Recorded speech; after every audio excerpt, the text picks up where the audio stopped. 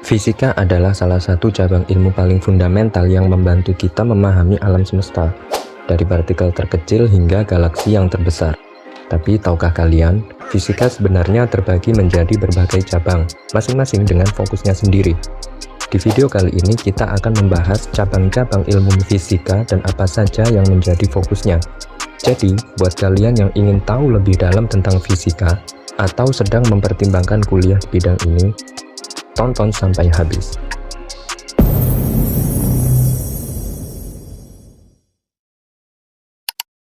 Pertama, fisika klasik. Kita punya fisika klasik, cabang fisika yang mempelajari hukum-hukum dasar gerak dan gaya. Contohnya, kalian pasti sudah tahu hukum Newton kan? Nah, fisika klasik ini digunakan untuk memahami segala hal, mulai dari jatuhnya apel hingga orbit planet di tata surya.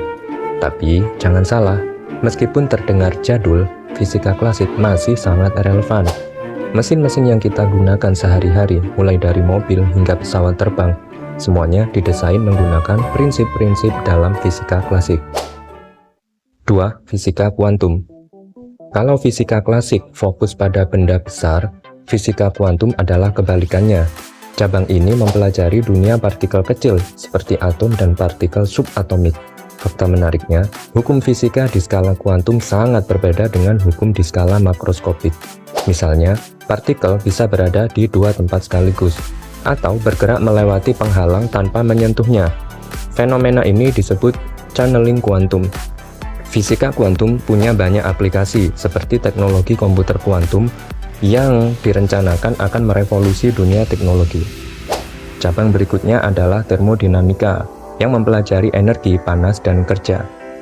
Termodinamika membantu kita memahami bagaimana energi berpindah dan berubah bentuk. Cabang ini sangat penting banget dalam teknologi modern, mulai dari mesin uap di revolusi industri hingga desain AC dan pembangkit listrik. Selain itu, termodinamika juga relevan dalam isu global, seperti perubahan iklim. Contohnya, konsep efek rumah kaca bisa dijelaskan melalui prinsip termodinamika dan mengatasi bagaimana solusinya. 4. Fisika elektromagnetik. Kalau kalian suka teknologi, ini adalah cabang yang harus kalian pelajari, yaitu fisika elektromagnetik. Cabang ini mempelajari interaksi antara listrik, magnet, dan gelombang elektromagnetik. Mulai dari smartphone, wifi, hingga sinyal radio, semuanya bekerja berdasarkan prinsip elektromagnetik.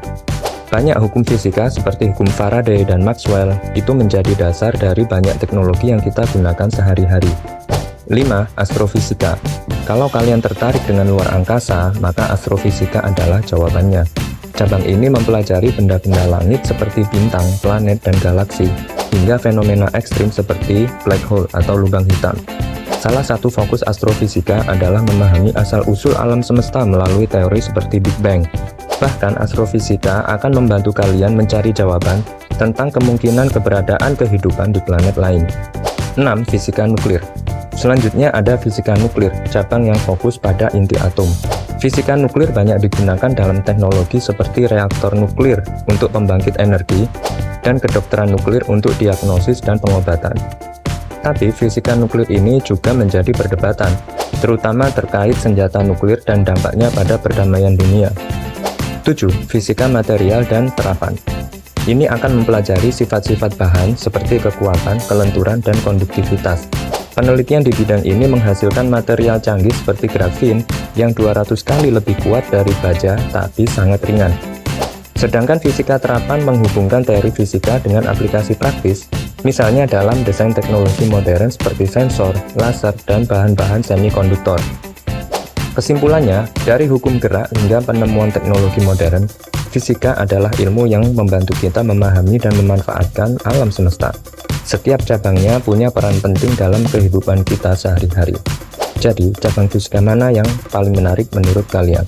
Tulis di kolom komentar dan jangan lupa untuk like, subscribe, dan aktifkan lonceng notifikasinya.